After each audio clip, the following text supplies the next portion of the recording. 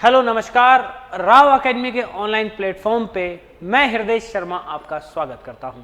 साथियों, जैसा कि हमने पहले प्रॉमिस किया हुआ था कि हम एमपीपीएससी प्रीलिम्स 2026 के लिए आप लोगों के लिए एक शानदार टेस्ट सीरीज लेकर के आए हैं। टेस्ट सीरीज के इस क्रम में आप देखेंगे कि आज जो हम कुछ महत्वपूर्ण एमसीयू को, इनसे संबंधित कुछ प्रश्न हम कहें पुराने एमपीपीएससी की परीक्षाओं में पूछे गए हैं, साथ ही यहाँ से आगामी परीक्षाओं में भी निश्चित रूप से प्रश्न पूछे जाने की पूर्ण संभावना है। आप देखेंगे कि हम इस टेस्ट सीरीज में, इस एमसीक्यू के सीरीज में आज एमपी की हिस्ट्री से संबंधित कुछ महत्वपूर्ण प्रश्नों को देखेंगे।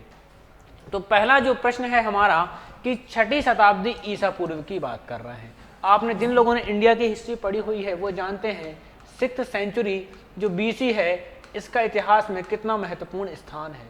तो 6th सेंचुरी बीसी की हम लोग बात कर रहे हैं। भारत में 16 महाजनपद हुए हैं, बिल्कुल हुए हैं। इनमें से प्राचीन मध्य प्रदेश के अंतर्गत कितने महाजनपद आते थे? तो आप देखोगे इसमें प्राचीन मध्य प्रदेश में 2 महाजनपद इस समय आया करते थे। एक का नाम था क्या? चैदी, और एक का नाम था क्या? अवंती। तो मध्य प्रदेश में कितने, 16 में से कितने महाजनपद मध्य प्रदेश में थे? 2 थे। चैदी की कैपिटल क्या थी भैया? शुक्तिमती। तो चैदी था आपके बुंदेलखंड वाले भूभाग में था, इसकी कैपिटल शुक्तिमती थी। और जो अवंती था इसकी 2 कैपिटल थी। इसकी जो नदन कैपिटल हुआ करती थी वो उज्जैनी हुआ करती थी। क्या होती थी? उज्जैनी। और जो सदन कैपिटल होती थी वो महिष्मती होती थी। क्या होती थी? महिष्मती। तो उम्मीद करता हूं आपको, तो इसमें ऑप्शन नंबर ए 2 महाजनपद हुआ करते थे, तो option number A is the correct answer. उम्मीद करता हूं ये प्रश्न आपको बहुत बेहतर तरीके से समझ में आया होगा। आगे बढ़ते हैं तो हमको पता चलता है पौराणिक परंपरा के अनुसार महाभारत युद्ध के 95 पीढ़ी पूर्व या भारत के 95 वर्ष पीढ़ी पूर्व वैवस्वत मनु हुए थे, जिनकी पुत्री का विवाह, वैवस्वत जो मनु थे इनकी पुत्री का नाम था क्या? इला। क्या नाम था? इला था। इला। मनु की पुत्री का नाम क्या था? इला था। तो इसमें पूछा इला का विवाह किसके साथ हुआ था? आप देखेंगे इला का जो विवाह हुआ था चंद्रवंश के शासक, किस वंश के? चंद्रवंश के शासक सोम से हुआ था, है ना। तो इला और सोम की शादी हो गई। इला और सोम की जो संतानें होंगी, इला और सोम की जो संतानें होंगी, ये या तो अपनी मम्मी के नाम पे एलवंशी कहलाएंगी, इला वंश है ना, इला से एलवंशी, या अपने पिता के नाम पे चंद्रवंशी कहलाएंगी। हाँ कि ना? समझ पा रहे हो बात को? समझ पा रहे हो? तो इनकी जो संतान हो या तो चंद्रवंशी कहलाई या एलवंशी कहलाई। आप देखोगे इला और सोम का एक पुत्र पैदा होता है जिसका नाम क्या होता है? पुरुरवा। और पुरुरवा के फिर 2 पुत्र पैदा होंगे, आयु और अमावस्या, वो देखेंगे अपन आगे। तो कुल मिला के इला की जो शादी हुई वो किससे होती है? सोम से होती है। So option A is the correct answer. उम्मीद करता हूं ये प्रश्न आपको बेहतर तरीके से समझ में आया होगा। आगे बढ़ते हैं तो हमको पता चलता है कि श्री रामचंद्र काल, भगवान राम के जो समय धरती पर रहने का इतिहास के अनुसार वो क्या है? 2350 से लेकर के 1950 ईसा पूर्व, अर्थात रामायण काल। राम का काल रामायण काल में भगवान श्री राम के छोटे भाई शत्रुघ्न के शासन का उल्लेख मध्य प्रदेश के किस क्षेत्र से प्राप्त होता है?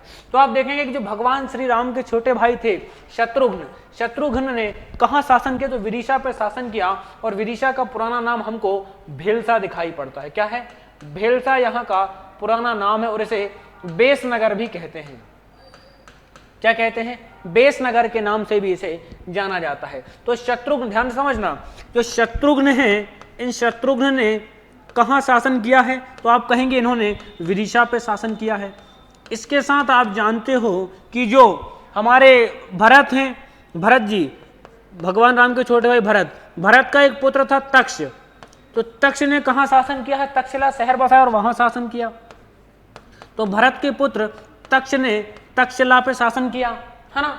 इसके बाद आपको पता है कि जो राम के बड़े पुत्र थे, भाई राम के 2 पुत्र थे, लव और कुश। जो राम का बड़ा पुत्र था लव, कहते हैं लव ने कहाँ शासन किया? तो उन्होंने, लव ने कहते हैं लाहौर वाले भाग पे शासन किया। इसके बाद राम का एक और पुत्र था कुश। कौन? कुश। तो कहते हैं कुश जो थे इन्होंने महाकौशल क्षेत्र पे क्या किया है, राज्य किया हुआ है। तो उम्मीद करता हूं इतनी सारी चीजें, अच्छा राम की बात भी कर ली, शत्रुघ्न की भी कर ली, भरत की भी कर ली, लक्ष्मण की बात करते हैं, लक्ष्मण का राज्य कहाँ था, तो लक्ष्मण ने कोई राज्य नहीं लिया था। तो शत्रुघ्न ने विदिशा वाले पार्ट पे राज्य किया, भरत के पुत्र तक्ष ने अपने तक्षशिला वाले पार्ट पे क्या किया है, राज्य किया है। राम के पुत्र लव ने लाहौर पाकिस्तान वाले पार्ट पे राज्य किया है। राम के बड़े पुत्र छोटे पुत्र कुश ने महाकौशल वाले भूभाग पे क्या किया हुआ है, राज्य किया है। तो इस क्वेश्चन की डिमांड क्या है कि भैया राम के जो भाई थे शत्रुघ्न, जो शत्रुघ्न थे उन्होंने कहां पे रूल किया है, तो विदिशा पे रूल किया है। So option number A is the correct answer. उम्मीद करता हूं ये प्रश्न आपको बेहतर तरीके से समझ में आया होगा। अच्छा आप देखेंगे रामायण काल की बात करें तो आप जानते हैं रामायण काल में एक व्यक्ति हुआ है रावण। कहते हैं जो रावण हुआ है, रावण की जो ससुराल थी ये कहाँ मानी जाती है, रावण की पत्नी कौन, मंदोदरी। तो मंदोदरी के नाम पे रावण की जो ससुराल है वो क्या मानी जाती है, तो ये मंदसौर को रावण की क्या मानी जाती है, ससुराल मानी जाती है। और ध्यान रखना मध्य प्रदेश में ऐसी 3 जगह हैं जहां पे क्या होती है भैया, रावण की पूजा होती है। किसकी पूजा होती है, रावण की पूजा होती है। 3 जगह में, एक आप देखोगे मंदसौर है भैया जहां रावण की पूजा होती है, मंदसौर में क्या होती है, रावण की पूजा होती है।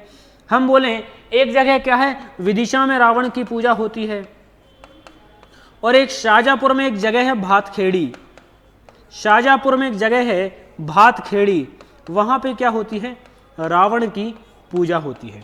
तो उम्मीद करता हूं ये चीजें रामायण से संबंधित जो चीजें हैं ये आपको समझ में आई होंगी। आगे बढ़ते हैं।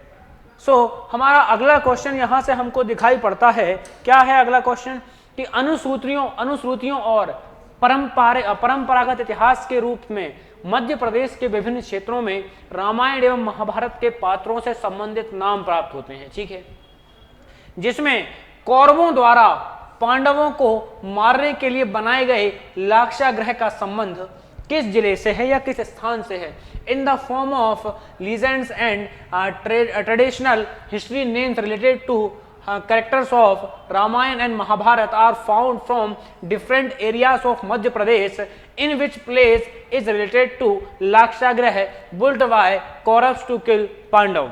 तो इन्होंने जो लाक्षागृह बनवाया था पांडवों को मारने के लिए कौरवों ने, वो कहाँ से मिला है, तो आप देखोगे वो भिंड से मिला है। कहाँ से, भिंड से उसके साक्ष्य मिलते हैं। ये कौन बनवाता है, इसका निर्माण जो है कौरव करवाते हैं। कौन करवाते हैं, कौरव जो करवाते हैं, किसके लिए, ताकि जो पांडव हैं पांडवों को, भाई काय लाक्षागृह क्यों नाम पड़ा, क्योंकि इसका निर्माण लाख से किया गया था। काय से, लाख से इसका निर्माण करवाया गया था। मतलब लाख जल्दी आग पकड़ लेती है तो इस आग में झुलस करके पांडव जो हैं मर जाएंगे। पांडवों की मृत्यु का षड्यंत्र जो है कौरवों ने रचा था शकुनी के कहने पर। हो पाएगा। इसके बाद आप जो भिंड देखेंगे, भिंड में अपना बनखंडेश्वर मंदिर है बहुत फेमस। भिंड में एक क्या है, बहुत फेमस बनखंडेश्वर मंदिर है। और इस बनखंडेश्वर जो मंदिर है इसका निर्माण किसने करवाया था, तो दिल्ली के मशहूर चौहान वंश के शासक पृथ्वीराज चौहान ने इसका क्या करवाया था, निर्माण करवाया था।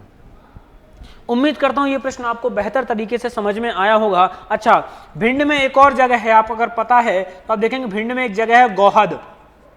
गौहद, तो ध्यान रखना ये गौहद वो जगह है जो मध्य प्रदेश का न्यूनतम वर्षा वाला स्थान है, सबसे कम वर्षा होती है मध्य प्रदेश की। तो गौहद एक ऐसी जगह है जहां मध्य प्रदेश की क्या होती है, सबसे कम वर्षा होती है। उम्मीद करता हूं ये प्रश्न आपको समझ में आया होगा। So option A is the correct answer. चलिए आगे बढ़ते हैं।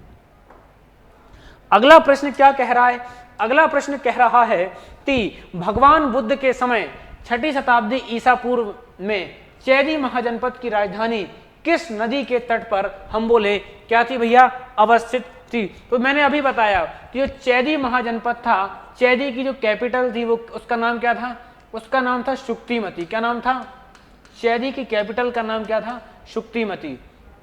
और ध्यान रखना जो शुक्तिमती है, इस शुक्तिमती को बौद्ध साहित्य में, कौन से साहित्य में, पहली बात तो इसे जो बौद्ध लिटरेचर है, बौद्ध साहित्य है, इस बौद्ध साहित्य में इस सुक्तिमती को क्या कहा गया है? तो इस सुक्तिमती को सोत्थीवती कहा गया है। क्या कहा गया है? इसे सोत्थीवती के नाम से जाना गया है। तो बौद्ध लिटरेचर में इस सुक्तिमती को क्या कहा गया है भैया? सोत्थीमती के नाम से जाना गया है ना। और ये सोत्थीमती जो है किस नदी के तट पे है? तो आप देखेंगे केन नदी के तट पे है। किस नदी के तट पे है? केन नदी के तट पे है। हम चूंकि बात कर रहे हैं किसकी? चैदी महाजनपद की। तो आप देखेंगे चैदी महाजनपद का एक शासक हुआ है शिशुपाल। कौन हुआ है? शिशुपाल हुआ है। और शिशुपाल की जो हत्या है, इसकी हत्या, शिशुपाल की जो हत्या है, भाई चैदी का ही शासक माना जाता है शिशुपाल। शिशुपाल की जो हत्या है भगवान श्री कृष्ण कर देते हैं। तो शिशुपाल की हत्या कौन करेंगे? श्री कृष्ण करेंगे। और ध्यान रखना चैदी का एक और शासक होता है कौन? आपको पता होगा, कलिंग का राजा खारवेल। कौन? चैदी का एक और शासक हमको इतिहास में दिखाई पड़ता है जिसका नाम क्या होता है? खारवेल। तो खारवेल जो है इसी चैदी वंश से संबंधित था जो उड़ीसा के कलिंग का राजा बना। और इस खारवेल का हमको एक हाथी गुम्फा अभिलेख दिखाई पड़ता है। खारवेल का हमको एक हाथी गुम्फा अभिलेख जो है दिखाई पड़ता है। और ये हाथी गुम्फा जो अभिलेख है ये हमको कहाँ से मिलता है? तो आपके कलिंग से मिलता है, उड़ीसा से मिलता है। उड़ीसा का प्राचीन नाम कलिंग था। और ये हाथी गुम्फा अभिलेख में वर्णित हम बोले अभिलेख ऐसा है जिसमें पहली बार भारतवर्ष शब्द हमको दिखाई पड़ता है। तो जो आपका हम कहें कि हाथी गुम्फा अभिलेख, इसमें पहली बार भारतवर्ष शब्द हमको दिखाई पड़ रहा है। और इसी अभिलेख में पहली बार हमको राजा शब्द दिखाई पड़ रहा है। तो पहली बार भारतवर्ष शब्द मिला और पहली बार क्या मिला हमको? राजा शब्द मिला। तो उम्मीद करता हूं ये चीजें आपको बेहतर तरीके से समझ में आई होंगी। तो यहाँ क्या पूछा है भैया कि जो चैदी की कैपिटल है वो किस रिवर के तट पे है? So option B is the correct answer. Ken नदी के ये तट पे है। उम्मीद करता हूं ये प्रश्न आपको समझ में आया होगा। आगे बढ़ते हैं। अगला क्या है? अगला प्रश्न हमारा पूछा है, क्या पूछा है कि वीतिहोत्र वंश के शासक रिपुंजय उज्जैनी के शासक थे, बिल्कुल थे। उसके अमात्य मतलब मंत्री पुलिक ने उसकी हत्या कर अपने किस पुत्र को बाल्यावस्था में क्या बना दिया? अवंती की राजगद्दी पर बैठाया था। Ripunjay the ruler of Vitihotra dynasty was the ruler of Ujjaini whose son Pulik killed him and installed which of his son on the throne of Avantis in his childhood। कि भैया पुलिक ने जो है रिपुंजय की हत्या उसका मंत्री पुलिक कर देगा। और पुलिक ने हम बोले किसको राजगद्दी पर बैठाया उस समय? तो आप देखेंगे जो वहां का शासक था, हम कहें पुलिक का बेटा, क्या पुलिक का जो बेटा था चंड प्रद्योत, इस चंड प्रद्योत को वो क्या बनाएगा? शासक बनाएगा। उसने अवंती का शासक किसको बना दिया? चंड प्रद्योत को। तो अवंती का जो शासक बना वो कौन बना? अवंती का शासक जो बनता है वो कौन बनता है? चंड प्रद्योत बनता है। तो चंड प्रद्योत जो बेसिकली अवंती का शासक बना, ये किस डायनेस्टी का था? तो आप देखेंगे ये बेसिकली प्रद्योत डायनेस्टी का था। किस डायनेस्टी का था? प्रद्योत वंश का ये शासक हुआ करता था। और इसके पिता का नाम क्या था? तो अभी हमने देखा इसके पिता का नाम क्या था। तो आप देखें इसके पिता का नाम था पुलिक। कहते हैं ये जो पुलिक है, पुलिक की जो हत्या है ये कौन कर देगा? जो पुलिक है चंड प्रद्योत का पिता, इस पिता की जो हत्या है इसके पिता की जो हत्या है ये आप देखोगे मलिच्छ जनजाति कर देती है। कौन कर देती है? मलिच्छ जनजाति कर देती है।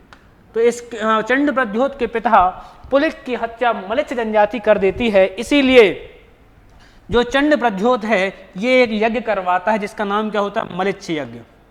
क्या होता है इस यज्ञ का नाम? मलिच्छ यज्ञ। कहते हैं इस मलिच्छ यज्ञ के लिए चंड प्रद्योत 16 किलोमीटर लंबा, कितना? 16 किलोमीटर लंबा एक क्या बनवाता है? यज्ञ कुंड बनवाता है। और ध्यान रखना ये जो अवंती का शासक है कौन? चंड प्रद्योत। इस चंड प्रद्योत को हम बोले क्या होता है? कहते हैं इसको एक बीमारी होती है, काय की? इस चंड प्रद्योत को पीलिया होता है, जॉइंडिस। क्या होता है इसको? पीलिया होता है। तो पीलिया के उपचार के लिए मगध के शासक जो हैं मगध जो था अपना एक महाजनपद, मगध का शासक होता है कौन, आप देखोगे इस समय अजातशत्रु। तो मगध का शासक जो अजातशत्रु अपने राजवैद जीवक को कहाँ भेजता है, अवंती भेजता है, ताकि वो इस चंड प्रद्योत के पीलिया का क्या कर सके, उपचार कर सके। ठीक है, तो उम्मीद करता हूं ये चीजें आपको समझ में आई होंगी। तो यहां आपका option A is the correct answer, है ना। तो ये आपको बेहतर तरीके से समझ में आया होगा। अगला प्रश्न है, मध्य प्रदेश के निम्नलिखित अभिलेखों में से किसमें सम्राट अशोक का नाम अशोक हमको मिला है। तो ये आप देखोगे गुर्जरा अभिलेख है अशोक का, कौन सा, गुर्जरा अभिलेख। ये बेसिकली हमको दतिया से प्राप्त हुआ है। तो अशोक का गुर्जरा अभिलेख कहाँ से मिला है, दतिया से मिला है। और इस अभिलेख में हमको अशोक का नाम क्या दिखाई पड़ता है, तो इस अभिलेख में हमको अशोक का जो नाम है वो हमको अशोक दिखाई पड़ता है। अच्छा, क्या बाकी अभिलेखों में नहीं दिखाई पड़ता, जब बाकी अभिलेखों में अशोक का नाम अशोक दिखाई नहीं पड़ता, तो बाकी अभिलेखों में कौन से जो अन्य अभिलेख हैं, बाकी अभिलेखों में अशोक को किस नाम से जाना गया है। तो आप देखोगे बाकी अभिलेखों में अशोक को देवनाम प्रियदासी कहा गया है। क्या कहा है, देवनाम प्रियदासी। मतलब क्या है इसका, इसका मतलब होता है देवताओं के प्रिय। क्या मतलब होता है, देवताओं के प्रिय। तो देवताओं के प्रिय का जो संबोधन है ये किस व्यक्ति के लिए हुआ है, तो ये अशोक के लिए हुआ है। लेकिन एमपी का एकमात्र ऐसा अभिलेख है जिसमें अशोक का नाम हमको अशोक दिखाई पड़ रहा है, और वो अभिलेख कौन सा है, गुर्जरा अभिलेख। उम्मीद करता हूं ये चीजें आपको बेहतर तरीके से समझ में आई होंगी, है ना। So option A is the correct answer, है ना। ऑप्शन ए गुर्जरा अभिलेख दतिया से प्राप्त हो रहा है। अगला प्रश्न क्या है, अगला प्रश्न है हमारा कि सम्राट अशोक के राज्यकाल में उज्जैनी का प्रांतीय शासक कौन था। Who was the provisional ruler of Ujjain during the reign of empire of Ashok. तो अशोक जब राजा था, अशोक का अपन ने समय काल देखा, क्या समय काल है अशोक का, आप जानते हो 269 बीसी में इसका राज्याभिषेक हुआ, और 232 बीसी में अशोक की क्या हो जाती है, मृत्यु हो जाती है। ठीक है, तो इस समय अशोक, जब अशोक की मृत्यु हुई, उस समय अवंती का जो गवर्नर था वो कौन था, कुणाल था, इसका अंधा पुत्र, है ना, ये अंधा था। तो इसका अंधा पुत्र कुणाल जो है ये क्या बनता है, अवंती का गवर्नर बनेगा। अवंती का क्या बनता है, गवर्नर बनेगा। और ये कुणाल ही आगे जाकर के भारत का क्या बनेगा, मगध का सम्राट बनेगा, है ना। क्या बनेगा, मगध का सम्राट बनेगा। जो अशोक का एक बेटा होता है महेंद्र, और अशोक की एक पुत्री होती है संघमित्रा। अशोक का बेटा महेंद्र और उसकी पुत्री संघमित्रा, दोनों भाई बहन, ये बौद्ध धर्म के प्रचार के लिए, किस धर्म के प्रचार के लिए,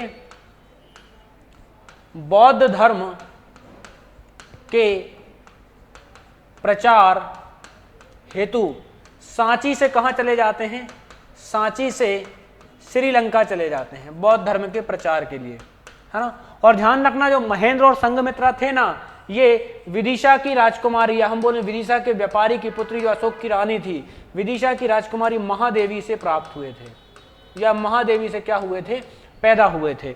और अशोक ने इस महादेवी की याद में उज्जैन में, कहां पे, उज्जैन में एक वैश्य टेकरी नाम के स्तूप का क्या करवाया है, निर्माण करवाया है, वैश्य टेकरी। तो वैश्य टेकरी किसकी याद में बनवाया गया है, महादेवी की याद में। उम्मीद करता हूं यह प्रश्न आपको बेहतर तरीके से समझ में आ रहा होगा। तो चलिए आगे बढ़ते हैं। तो इसका option A is the correct answer हो जाएगा, है ना। अगला है कि शुंग वंश के किस डायनेस्टी के हम बात कर रहे हैं, शुंग वंश के किस शासक के शासन काल में ग्रीक राजा एंटियाकिल्स का राजदूत हेलियोडोरस विदिशा आया था, उसने भगवान विष्णु को समर्पित प्रसिद्ध गरुड़ स्तंभ का निर्माण करवाया। During the reign of which ruler of the Shunga dynasty, the ambassador of the Greek king Antiochus, है ना, Heliodorus came to Vidisha, built the famous Garud pillar dedicated to Lord Vishnu। तो आप देखोगे कि हम बात कर रहे हैं किसकी, शुंग वंश की। शुंग वंश अपन ने देखा है, शुंग वंश जो था, शुंग वंश का जो फाउंडर था कौन था, तो मैंने पहले भी बताया है कि शुंग वंश का जो संस्थापक था ये कौन थे भैया, तो पुष्यमित्रा शुंग थे। कौन थे? पुष्यमित्रा शुंग थे। इसके बाद शुंग वंश में जो नौवां शासक हुआ, कौन सा? शुंग वंश में जो नौवां शासक हुआ वो कौन हुआ? भागभद्र हुआ। कौन सा हुआ? भागभद्र। अच्छा, एक बात ध्यान रखना, पुष्यमित्रा शुंगा की 2 राजधानियां थी। इसकी पहली जो राजधानी थी वो कौन सी थी? पाटलिपुत्र थी भैया। इसकी पहली राजधानी पुष्यमित्र शुंगा यानी शुंगों की क्या थी? पाटलिपुत्र। और दूसरी राजधानी क्या थी? विदिशा थी। क्या थी? विदिशा थी।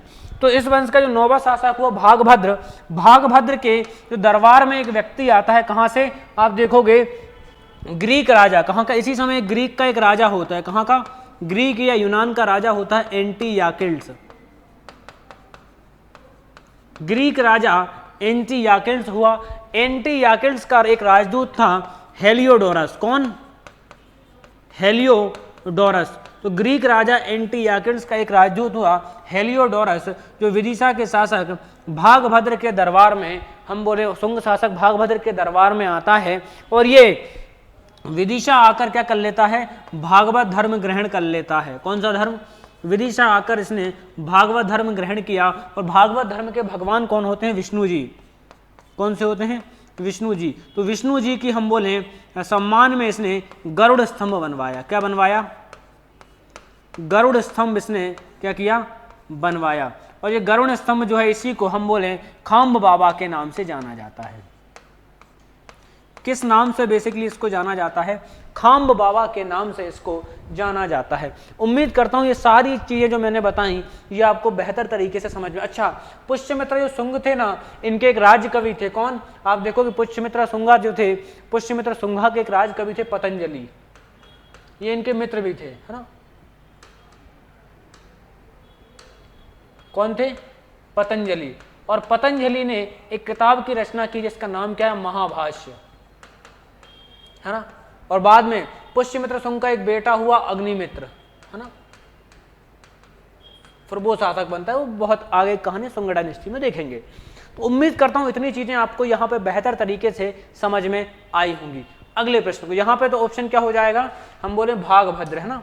तो option B is the correct answer. आगे चलते हैं। उज्जैन के राजा जो विक्रमादित्य हैं, विक्रमादित्य की माता का नाम क्या था? तो ध्यान रखना, विक्रमादित्य जो थे, विक्रमादित्य के पिता का नाम क्या था? तो इनके पिता का नाम था गर्दभिल्ल या गर्धवसेन। क्या? गर्दभिल्ल या गर्धवसेन इनके पिता का नाम था। इनकी मम्मी का नाम क्या था?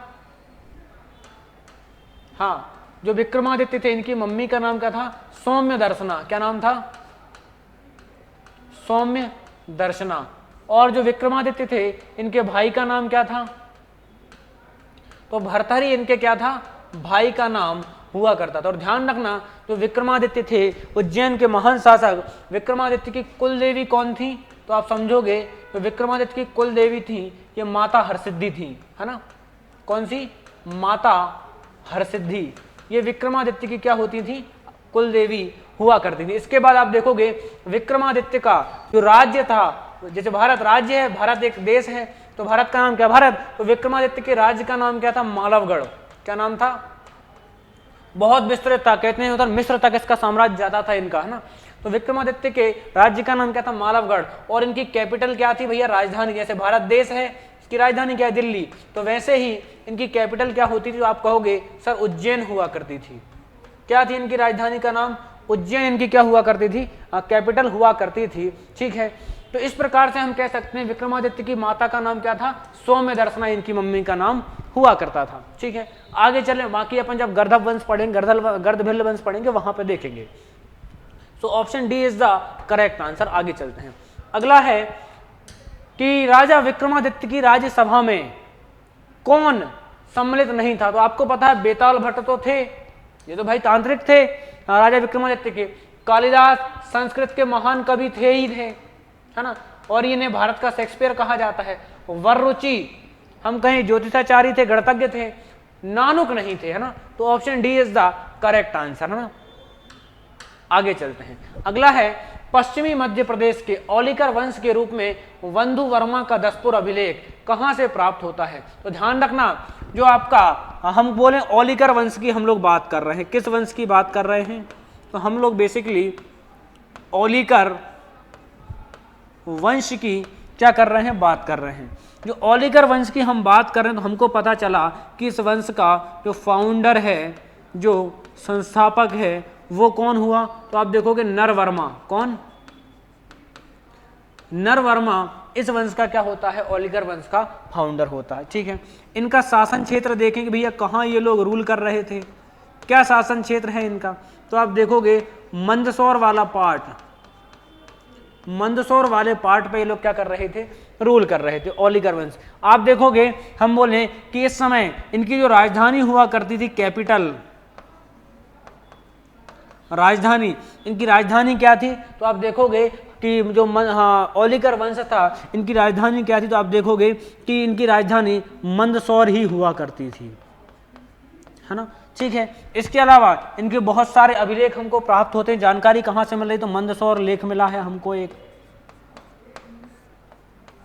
है ना। इस प्रकार से इसमें क्या बोल रहा है कि जो बंधु वर्मा का और इस वंश का सबसे महत्वपूर्ण शासक कौन था? बंधु वर्मा था, एक यशोवर्मन भी था। ठीक है, तो बंधु वर्मा क्या बोला है? बंधु वर्मा का दशपुर अभिलेख मिला है। बोले कहाँ से मिला है? तो बंधु वर्मा का जो हमको दशपुर अभिलेख मिला है, क्या मिला है? दशपुर अभिलेख। ये कहाँ से मिला है? मंदसौर से मिला है। ध्यान रखना, जो मंदसौर है, मंदसौर का ही जो प्राचीन नाम है, वो प्राचीन नाम क्या है भैया? तो आप देखोगे दसपुर है। और ध्यान रखना, तो मंदसौर का प्राचीन नाम क्या है? दसपुर है। और ध्यान रखना, इस दसपुर को और एंशिएंट टाइम में मध्यपुरा कहते थे। क्या कहते थे? मध्यपुरा। नहीं आई बात समझ में? मतलब मंदसौर आज का नाम है, इससे पहले मंदसौर को मध्यपुरा कहते थे, और उससे भी पहले, सॉरी, आज का नाम मंदसौर है, मंदसौर को पुराने टाइम पे दसपुर कहते थे, और उससे भी पहले इसे मध्यपुरा के नाम से जाना जाता था। तो इसमें option number C is the correct answer. उम्मीद करता हूं ये चीजें आपको बेहतर तरीके से समझ में आई होंगी। आगे बढ़ते हैं। अगला प्रश्न क्या कह रहा है? अगला प्रश्न कह रहा है कि चंड प्रद्योत, जो चंड प्रद्योत है, किस प्राचीन गणराज्य के राजा थे? जो चंड प्रद्योत था, अभी मैंने बताया था कि भैया जो चंड प्रद्योत है, ये प्रद्योत वंश का शासक है। किस वंश का शासक है? प्रद्योत डायनेस्टी का शासक। इसके पिता का नाम क्या है? मैंने अभी आपको बताया था, इसके पिता का नाम पुलिक है। और मैंने बताया था ये कहाँ का शासक बनता है? अवंती का क्या बनता है? शासक बनता है। तो option C is the correct answer, है ना। अवंती का ये क्या था? शासक हुआ करता था। कौन? चंड प्रद्योत। आगे बढ़ते हैं। अगला प्रश्न क्या है? अगला प्रश्न है हमारा कि रेशम बुनकरों की श्रेणी की जानकारी निम्नलिखित में से किस शिलालेख में मिल रही है? Which of the following inscription provided information about the category of silk weaves. तो इसमें इनकी जानकारी कहां से मिल रही है? तो आप देखना, जो रेशम बुनकरों की जानकारी मिल रही है दसपुर अभिलेख से मिल रही है, जो हमको मंदसौर से प्राप्त हो रहा है। दसपुर अभिलेख कहां से प्राप्त हो रहा है? मंदसौर से। प्रयाग प्रशस्ति अभिलेख कहां से मिल रहा है? तो आप देखोगे ये हमको प्रयागराज उत्तर प्रदेश से मिल रहा है। इसके अलावा एरन अभिलेख कहां से मिल रहा है? हमको सागर से मिल रहा है। और हाथी गुम्फा अभिलेख मैंने अभी बताया था आपको कहां से मिल रहा है? कलिंग से मिल रहा है। आप ध्यान रखना, जो मंदसौर अभिलेख है, इस मंदसौर अभिलेख में हमको रेशम बुनकरों, किसकी? रेशम बुनकरों की श्रेणी की जानकारी मिल रही है। और ये अभिलेख औलिकर राजवंश से संबंधित है। किससे? औलिकर वंश से संबंधित है। जो प्रयाग प्रशस्ति अभिलेख है, ये आपके हम बोले किस शासक से संबंधित है? तो समुद्रगुप्त से संबंधित है। किससे? समुद्रगुप्त के अचीवमेंट्स इसमें बताए गए हैं। और जो प्रयाग प्रशस्ति अभिलेख है, इसको किसने लिखा है? तो हरिसेन ने लिखा है। किसने लिखा है? हरिसेन ने इसको लिखा हुआ है। जो सागर वाला अभिलेख है ना, ये किससे संबंधित है? तो गुप्त वंश के शासक भानुगुप्त से संबंधित है। किसने बनवाया था इसको? भानुगुप्त ने। और इसमें पहली बार सती प्रथा के क्या मिले हैं? हमको साक्ष्य मिले हैं, है ना। और जो हाथी गुम्फा अभिलेख है, कलिंग के राजा खारवेल से संबंधित है। किससे? कलिंग रूलर खारवेल से बेसिकली क्या है? संबंधित है। और इसमें पहली बार हमको भारतवर्ष शब्द क्या है दिखाई पड़ता है, और साथ ही इस अभिलेख में हमको राजा शब्द भी दिखाई पड़ता है। तो आपका जो प्रश्न है, अच्छा ध्यान से समझना कि जो हमारा दसपुर अभिलेख है, दसपुर जो अभिलेख है, इस अभिलेख की जो रचना है वो किसने करी है? वत्स भट्टी ने करी है। किसने रचना करी है भैया? वत्स भट्टी ने इस अभिलेख को लिखा है। किसने? कौन सा अभिलेख? दसपुर अभिलेख मंदसौर वाला। So option A is the correct answer. उम्मीद करता हूं ये चीजें आपको बहुत बेहतर तरीके से समझ में आई होंगी। Option A is the correct answer. आगे बढ़ते हैं। अगला है मध्य प्रदेश के मालवा क्षेत्र में परमार राजवंश का संस्थापक कौन था? मालवा क्षेत्र में आपको पता है हम बात कर रहे हैं किसकी? परमार वंश की। कौन से वंश की? परमार वंश की। और आप ये जानते हो कि जो आपका परमार वंश है, इस वंश ने कहां रूल किया है? तो मध्य प्रदेश के मालवा वाले पार्ट में क्या किया हुआ है? रूल किया है। आप जानते हो इसकी जो स्थापना है किसने करी है? उपेंद्र या हम कहें कृष्णराज ने इसकी क्या करी है? स्थापना करी है। ध्यान रखना, इनकी राजधानियों की बात अगर हम करें तो इनकी दो राजधानियां अपने को परमारों की दिखाई पड़ती हैं। पहली जो हम बोले जो प्राइमरी कैपिटल इनकी हुआ करती थी वो क्या होती थी? तो इनकी प्रारंभिक राजधानी उज्जैन हुआ करती थी। क्या? उज्जैन। और दूसरी इनकी जो राजधानी बनती है वो क्या बनती है? धार बनती है। और धार राजधानी किस शासक के समय बनती है? तो बैरी सिंह या बैरी सिंह सेकंड के समय पे जो इनकी कैपिटल बनती है वो क्या बनती है? धार बनती है। जब परमार वंश की हम बात कर रहे हैं तो आप जानते हो परमार वंश के सबसे प्रतापी जो शासक हुए हैं वो कौन हुए हैं? महान राजा भोज हुए हैं। महान राजा भोज इस वंश के क्या हुए हैं? शासक हुए हैं, जिन्होंने भोजपुर शहर बसाया, भोपाल शहर बसाया, भोजपुर का शिव मंदिर बनवाया। तो option A is the correct answer है ना। उपेंद्र या कृष्णराज ने परमार वंश की क्या की है? स्थापना की। और ध्यान रखना, पृथ्वीराज चौहान के राजकवि चंद्रवरदाई की किताब थी पृथ्वीराज रासो, उसमें उल्लेख मिलता है कि जो परमार राजवंश है इसकी उत्पत्ति अग्निकुंड से हुई है ना। ठीक है, अग्निकुंड से इसकी उत्पत्ति मानी जाती है। तो उम्मीद करता हूं यह प्रश्न आपको बेहतर तरीके से समझ में आया होगा। आगे बढ़ते हैं। अगला बोला है परमार वंश के महान प्रतापी शासक राजा भोज ने भोजपुर शिव मंदिर का निर्माण मध्य प्रदेश के किस स्थान पे करवाया है? तो आप जानते हो कि जो रायसेन है, रायसेन जिला है, इस रायसेन जिले में एक ओबेदुल्लागंज तहसील है। ओबेदुल्लागंज तहसील में आपको पता है कि यहाँ पे एक शहर है, कौन सा? भोजपुर। भोजपुर में क्या है? विशाल शिव मंदिर का निर्माण करवाया है ना। और इस शिव मंदिर में आपको पता है कि जो भोजपुर का विशाल शिव मंदिर है, इस विशाल शिव मंदिर में जो भोजपुर का विशाल शिव मंदिर है, ये विशाल शिव मंदिर में विश्व की सबसे बड़ी शिवलिंग स्थापित है। विश्व की क्या है? सबसे बड़ी, हम कहें क्या है भैया? तो विश्व की सबसे बड़ी शिवलिंग यहाँ पे स्थापित है। किस मंदिर में? भोजपुर के शिव मंदिर में विश्व की सबसे बड़ी शिवलिंग स्थापित है। रायसेन जिले में किस नदी के तट पे है? तो आपको पता है ये बेतवा नदी के किस पे है? तट पे है। तो भोजपुर शहर का जो शिव मंदिर है फेमस, जिसे राजा भोज ने बनवाया, किस नदी के तट पे है? बेतवा नदी के तट पे। इसका निर्माण किसने करवाया? तो आपको पता है निर्माण राजा भोज ने करवाया है। किसने? राजा भोज ने करवाया, जो परमार वंश के थे, है ना। तो इसका निर्माण राजा भोज ने करवाया है। और इस जो रायसेन का विशाल शिव मंदिर है इसे पूर्व का सोमनाथ कहा जाता है। क्या कहा जाता है?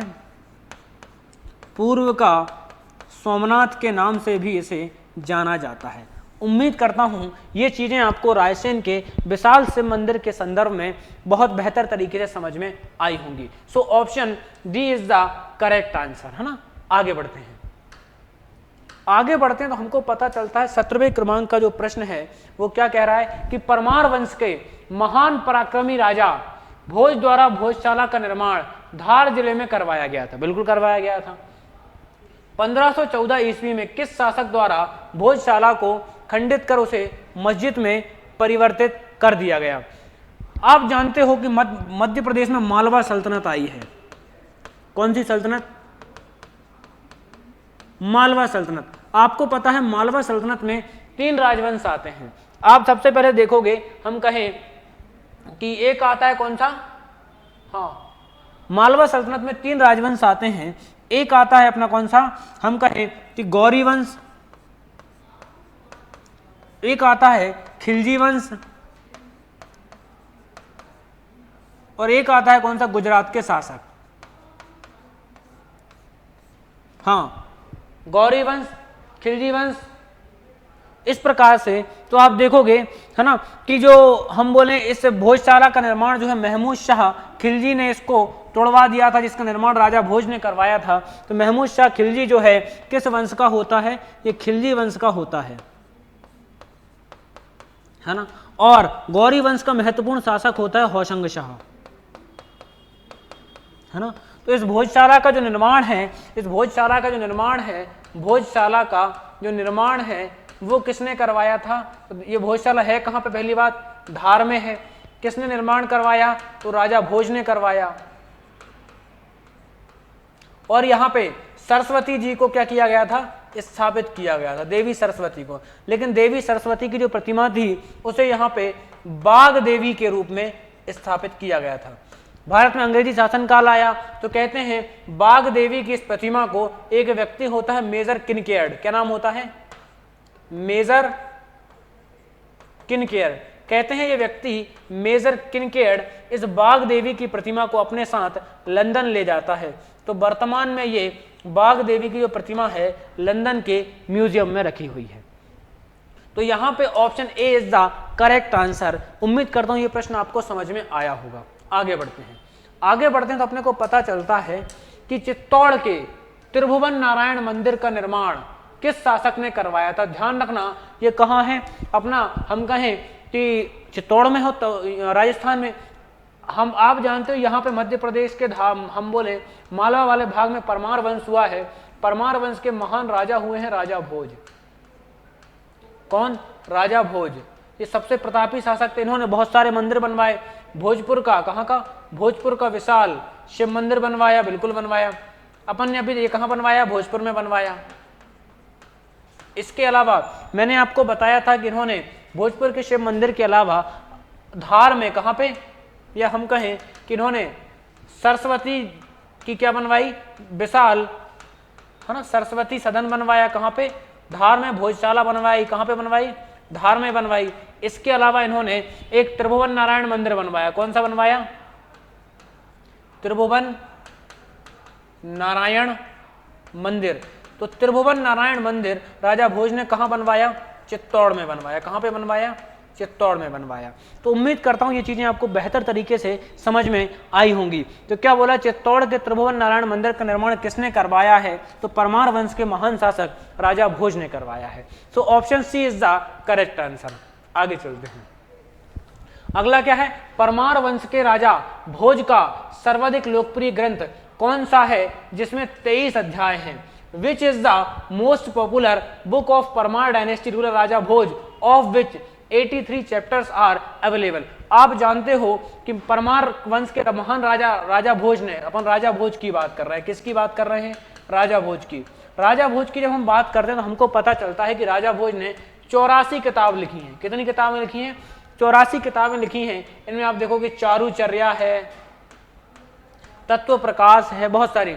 इनमें सबसे फेमस ग्रंथ कौन सा है, समरांगण सूत्र है, जो बेसिकली किससे संबंधित है, वास्तुकला या आर्किटेक्ट से क्या है, संबंधित है, वास्तुकला से संबंधित सबसे फेमस ग्रंथ इनका यही है।